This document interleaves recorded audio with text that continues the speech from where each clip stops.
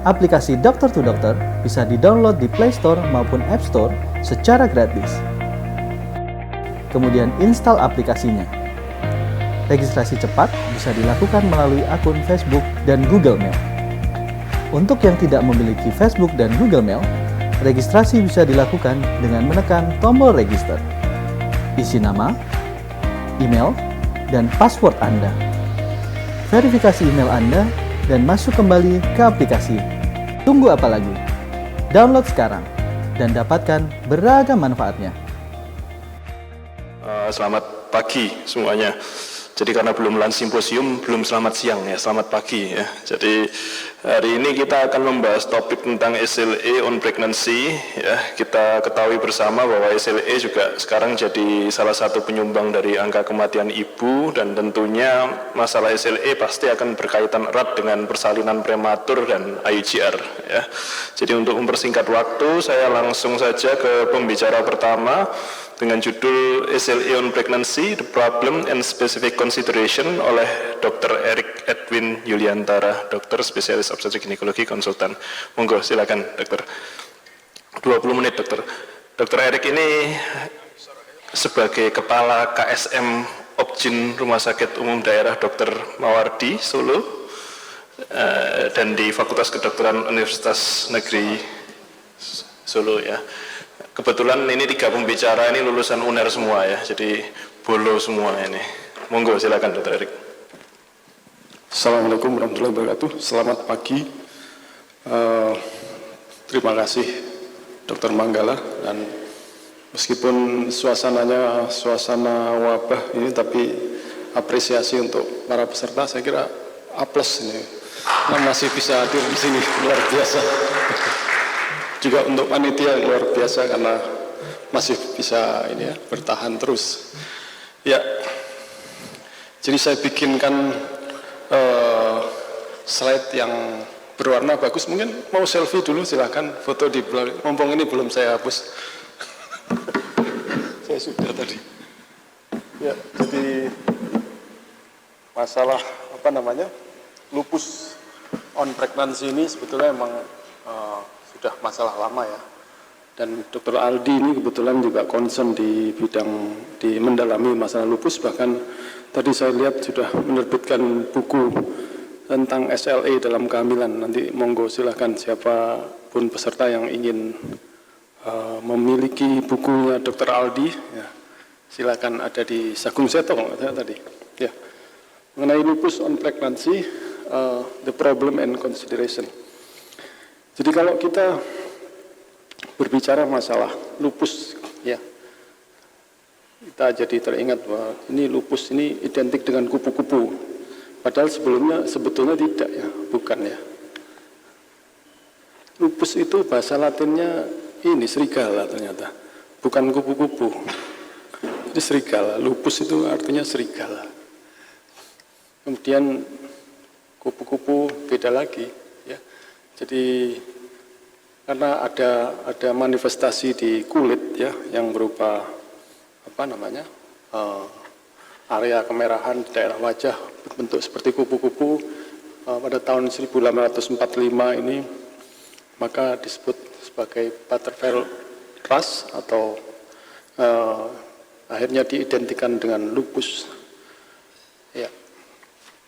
Kemudian pada tahun 1945 ya, 54 ini baru ditemukan apa namanya, ternyata berkaitan dengan antibodi nuklear ya, dan ini ditemukan pada tahun 1954.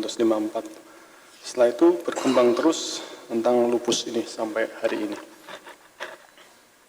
ya. Patofisiologinya ya, sampai saat ini memang lupus ini masih tidak diketahui penyebabnya. Tapi yang jelas faktanya memang didapatkan gangguan imun ya, imun dysregulation. Yang triggernya itu mulai dari lingkungan, gen ya, mulai multiple gen, neuroendokrin, bahkan hormonal ya. Berkaitan dengan ini, ternyata secara epidemiologi insidennya banyak pada wanita. ya karena berkaitan dengan hormonal. Pada laki-laki lebih jarang karena ternyata hormon laki-laki itu testosteron itu termasuk protek ya terhadap lupus. Sebaliknya hormon estrogen ya yang menjadi trigger juga pada lupus ini. Sehingga banyak pada wanita usia remaja sampai usia mendekati menopause ya. Ya. Dan efeknya ya memang trigger ini membuat gangguan di sistem imun ya, gangguan imun dysregulation berupa hiperaktifnya ya B sel, hiperaktifnya T sel, enggak hanya hiperaktif yang tidak terkendali ya. Autoregulasinya kacau. Jadi dia enggak mau dikendalikan ya. Jadi dia jalan sendiri. Akibat hiperaktif ini maka yang terjadi adalah kehilangan aktivitas supresinya ya. Kemudian juga autoantibody ya, bermunculan antibodi dalam tubuh penderita lupus yang bersifat destruktif terhadap tubuh sendiri ya. Dan ini sangat tidak nyaman sekali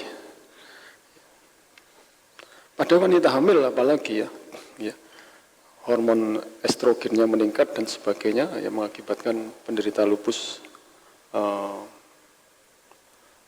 beresiko untuk mengalami perburukan. Jadi pengaruh lupus pada kehamilan ini sudah sejak awal ya. Kalau dilihat dari sini nanti dijelaskan lagi Dr. Aldi ingin sejak awal ya, sejak mulai fase implantasi trofoblas ya. Mirip-mirip dengan preeklamsi, ada defek pada preeklamsi, ada kegagalan invasi trofoblas menginvasi sel arteri spiralis dan sebagainya ya. Ini juga mirip-mirip ya, akibat tingginya high concentration sitokin ini, interleukin 17, interleukin 1, 10 ya. Ini mengakibatkan gangguan juga pada proses implantasi trofoblasnya. Gangguan-gangguan ini ya akan berujung ke pembentukan plasenta ya.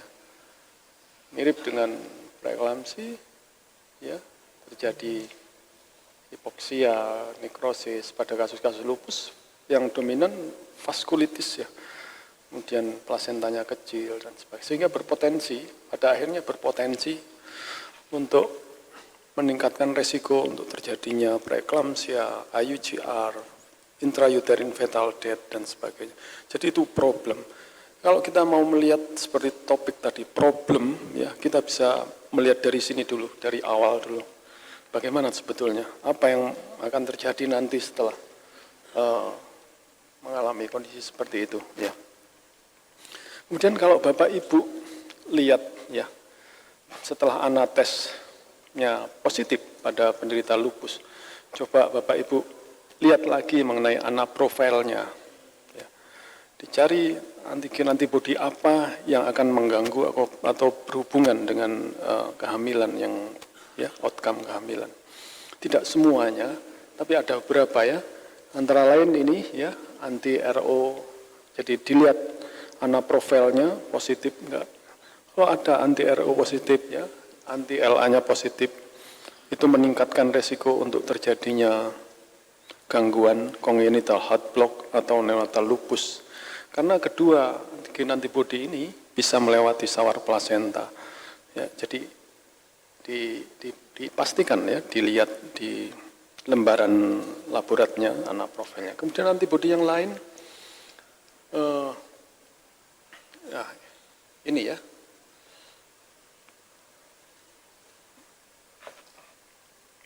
ACA ya, kardiolipin ya, itu juga berpengaruh terhadap recurrent pregnancy loss ya.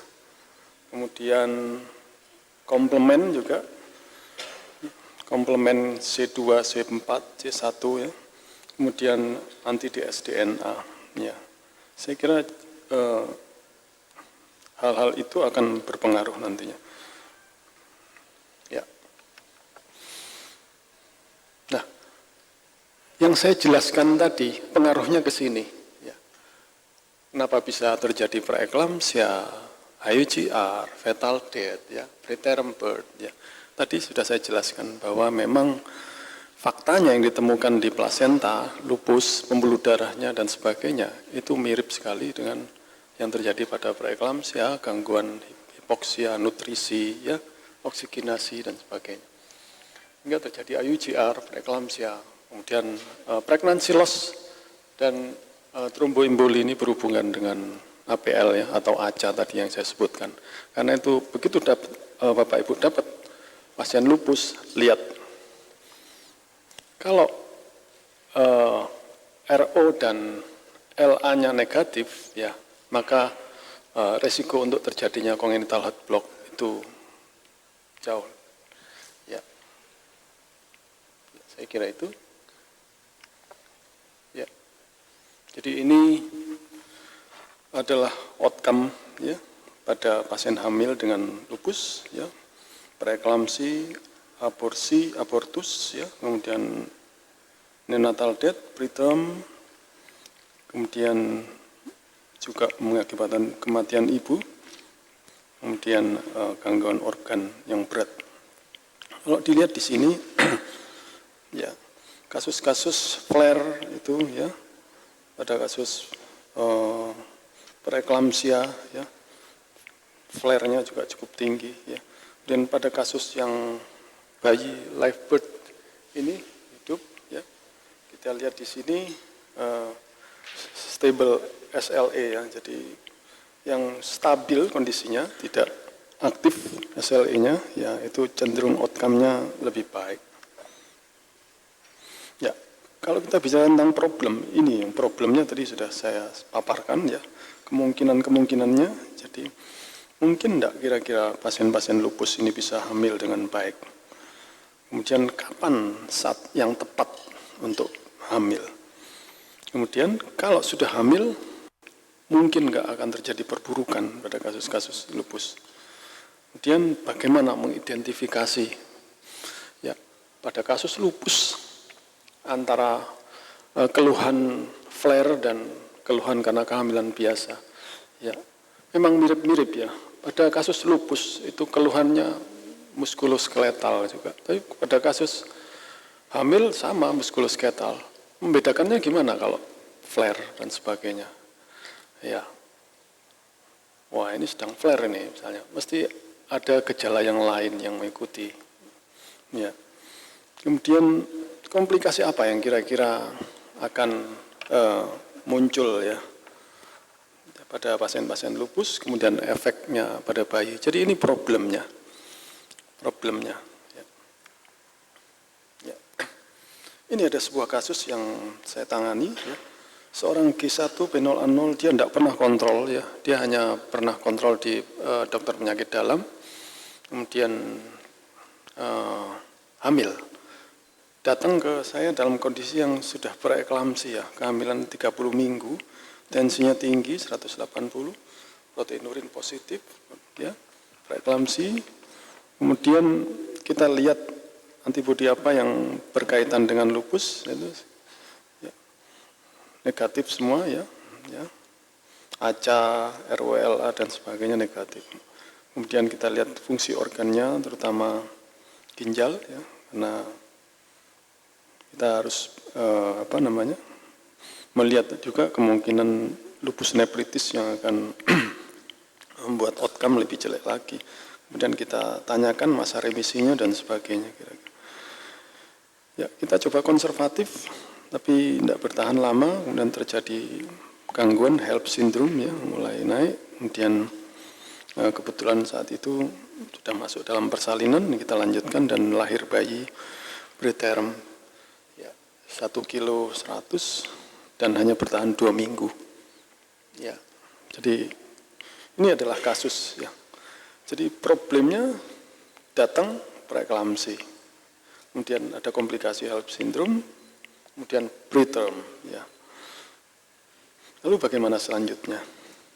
Ya, kita harus berpikir bahwa ibu ini bayinya tidak hidup, pasti dia suatu saat ingin hamil lagi. Ya, usia ibunya masih muda, 28 tahun. Ya. Kemudian pada kehamilan pertama ini dia mengalami preeklamsi, HELLP syndrome, dan dia adalah penderita SLE. Ya. Apa yang harus kita lakukan? Preeklamsinya bagaimana monitoringnya, evaluasinya? Kita tahu per definisi seharusnya pada yang murni preeklamsi itu usia 12 minggu tekanan darahnya sudah harus turun. Bapak Ibu sekalian, saat ini jangan pernah berpikir bahwa setelah dilakukan terminasi pada kasus-kasus preeklamsi masalah akan selesai. Tidak. Kasus UDEM paru, BPCM itu bermunculan, eklamsi pasca terminasi itu bermunculan. Ya. Di center kami sering mendapatkan kiriman, bahkan yang terakhir itu UDEM paru hari ke-40 potseksio sesaria di rumah sakit luar, di rumah sakit swasta. Ya. Riwayat seksionya karena preeklamsi. Jadi kalau preeklamsi hanya dipantau masa porporium masa nifas selesai, masa nifas ada yang bilang 30, ada yang bilang 60. Saya kira kurang bijaksana ya. Karena kalau lihat per definisi bisa sampai 12 minggu ya. Kalau lebih dari 12 minggu hipertensinya masih menetap, maka dia akan menjadi hipertensi kronis. Ya, karena itu kita monitor. Kemudian harus waspada kalau dia kontrol. Harus waspada, karena kontrol hanya batuk-batuk aja, dok saya kok batuk, dada saya tidak enak. Kasih obat batuk, hati-hati, periksa dadanya, jangan-jangan sudah ada ronki basah. Karena ada kasus batuk-batuk, sejawat memberikan obat batuk, 3 hari kemudian datang ke instalasi gawat darurat dengan lang UDEM. Ya, itu hari ke-25 pasca terminasi. Ya, jadi berjatuhan ya pasca terminasi preeklamsi. Kemudian bagaimana dengan SLE-nya ya? Ya. SLE-nya ya. Ini kita berkolaborasi dengan reumatologi ya. Bagaimana caranya supaya bisa remisi, segera remisi, bahkan bisa lebih dari 6 bulan. Ya, karena itu kita tidak menyarankan kontrasepsi yang akan menjadi trigger terhadap munculnya flare nanti pada kasus-kasus SLE seperti hormonal ya. Kemudian kasus ini belum pernah hamil, juga kita tidak menyarankan memakai IUD waktu itu, belum pernah punya anak hidup ya. Maksudnya bukan sekali hamil kemudian meninggal bayinya karena preterm. Ya. Selain itu juga bukannya kontraindikasi, tapi paling tidak kita mengurangi resiko infeksi. Karena kasus lupus itu bahayanya kalau infeksi, kalau stres, ya ibunya, kemudian, wah maaf ya, dingin di atas, di bawah juga, ya, ya. Kita lihat di sini hal-hal yang perlu disiapkan ya. Persiapan kalau untuk ibu ini ingin hamil lagi, kita harus menyiapkan betul minimal remisinya 6 bulan. Kemudian dipastikan tidak ada gangguan organ, ya, seperti gangguan fungsi ginjal, kemudian benar-benar sudah terkontrol. Ya. Hati-hati kalau hipertensi yang menetap atau ada gangguan ginjal, ya, gangguan pulmo dan sebagainya. Ya, jadi kita memang dari Veto Maternal berkolaborasi dengan reumatologi untuk menangani kasus lupus ini. Kebetulan reumatologi di Solo itu adalah sahabat saya, Dr. Arif Nuruddin, yang kemarin menangani kasus corona positif yang meninggal itu, dan mohon doanya karena kebetulan Dr. Arif sakit flu, mudah-mudahan bukan corona.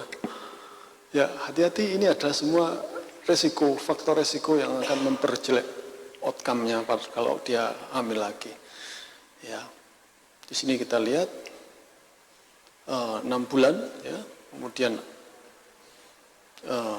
ada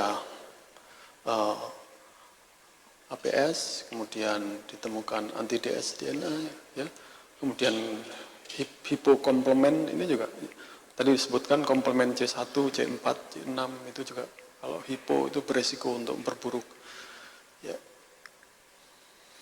Nah, jadi prekonsepsi, konselingnya dimonitor, ya, dicek lagi, diulang lagi, direview pemakaian treatmentnya, ya, sebelum memutuskan hamil. Ya.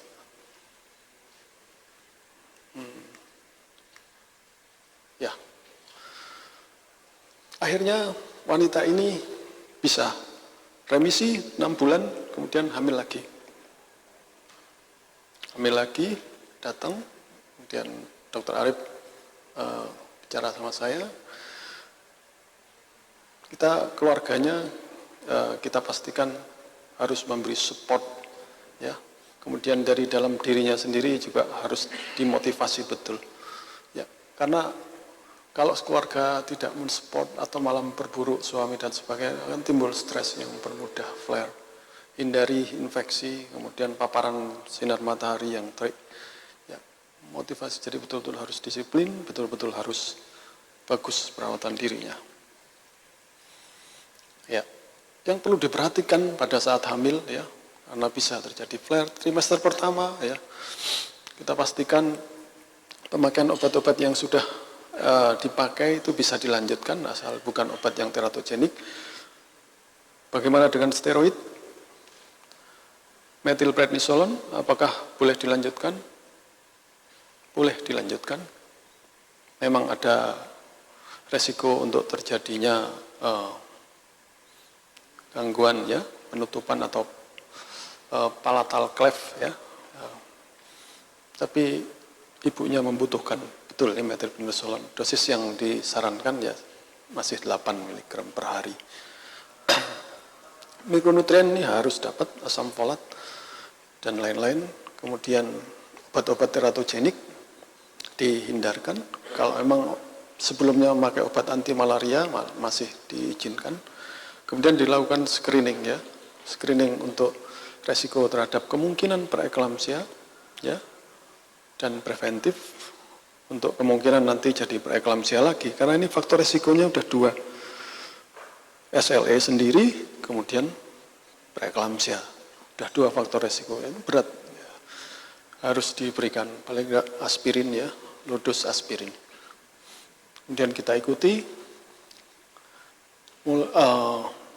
monitoring, ya, dimulai di trimester 2. Kalau memang antibodi LA dan RO-nya positif, hati-hati. Kalau ibunya flare, bisa mempermudah janinnya untuk terjadinya congenital heart block, ya, karena antibodi itu bisa masuk ke sawar plasenta, sehingga kalau pernah flare sebelum itu, saya 16 minggu sudah harus dimonitoring ketat, ya, bayinya dengan sonografi misalnya. Mungkin mudahnya Bapak Ibu bisa melihat kalau kira-kira ada gambaran bradiaritmia pada janinnya, nah, kemungkinan itu, ya, ibunya flare, bradiaritmia, antibodi LA-RO-nya positif, nah itu congenital heart block, ya, harus mendapatkan kortikosteroid. Ya, kemudian pemberian aspirin kalsium melanjutkan, ya, karena kita berhadapan dengan resiko preeklamsi. Kemudian terapi lupus dari reumatologi dilanjutkan. Di trimester 3 monitoring lebih ketat. Kenapa? Karena resiko meninggalnya bayi itu 6 kali lebih tinggi, ya, pada kasus lupus daripada pada kehamilan normal. Steroid lanjut, kemudian low dose aspirinnya kapan di stop harus diperhitungkan, ya. Ya, jadi kemungkinan untuk menjadi preeklamsi atau fetal loss. Nah, ini apa yang mungkin terjadi, ya. Kalau memang APL-nya positif, ya jelas akan terjadi resiko kemungkinan pregnancy loss dan sebagainya ya. Kemudian lupusnya sendiri bisa aktif ya pada kasus-kasus yang stres, pada kasus yang infeksi, demam, dan sakit flu misalnya. Pada kasus, kemudian juga preeklamsia masih mungkin ya. Ya. Ini pada kasus ini juga berpotensi untuk terjadinya kalau memang APL-nya positif, karena dia riwayat prematur kurang dari 34 minggu dengan preeklamsi. Ya, ini nanti dokter Aldi mungkin lebih jelas bagaimana membedakan flare dengan pada saat pregnancy. Ya. Tidak hanya satu gejala yang ditemukan, ada beberapa gejala. Saya pernah mendapatkan kasus lain, ya, datang dengan keluhan sesak nafas, kemudian gangguan muskuloskeletal, ya, tidak ada gangguan pada skin, ya. Kemudian kita bicarakan dengan penyakit dalam, oh ini flare Pak Erik, ya, akhirnya dapat kortikosteroid dosis tinggi. Ya, efek ke bayi bagaimana? Lupus, ya, saya jelaskan tadi bahwa kalau ada ini, ya, maka kemungkinan neonatal lupus erythematosus 25%, congenital heart block sekitar 3%. Waktunya habis. Ya, resiko yang lain ini IUGR, ya. Ya, karena itu perlu diperhatikan juga bagaimana pemberian obat-obat yang aman. Ini ya, low risk, ini tidak ada data, ini high risk, ya. Kemudian apakah kasus lupus harus seksio? Enggak juga ya. Tadi yang pertama normal. Ini juga ibunya ingin normal lagi dok kalau bisa. Ya kita lihat kondisinya. Tapi yang terjadi apa? Begitu masuk 37 minggu, ibunya flare. Kondisi bayinya kurang baik dari kesejahteraannya. Akhirnya kita segera stabilisasi, berikan kortikosteroid dosis tinggi, reumatologisnya kita seksio.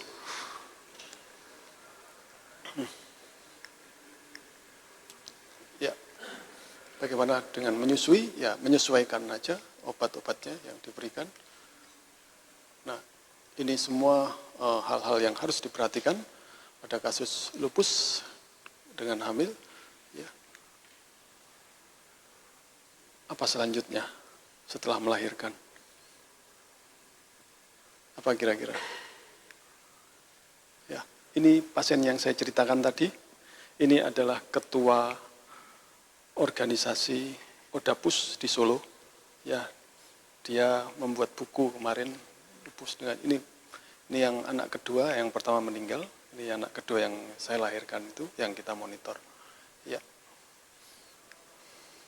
Ya, dia menerbitkan buku ini dan dia sangat bersyukur dipertemukan dengan orang-orang yang biasa mendukungnya, ya, teman-teman dan semuanya, ya. Jadi penderita lupus itu betul-betul tidak nyaman. Ada yang pernah mau bunuh diri, ya, pada saat hamil di trimester awal karena merasa badannya tidak enak betul, depresi berat, pingin bunuh diri, pingin digugurkan dan sebagainya. Ya, jadi harus kita pahami, kita harus sabar menghadapi hamil dengan lupus. Saya kira itu. Ya, di Solo sejak tahun saya coba koleksi kasusnya ya.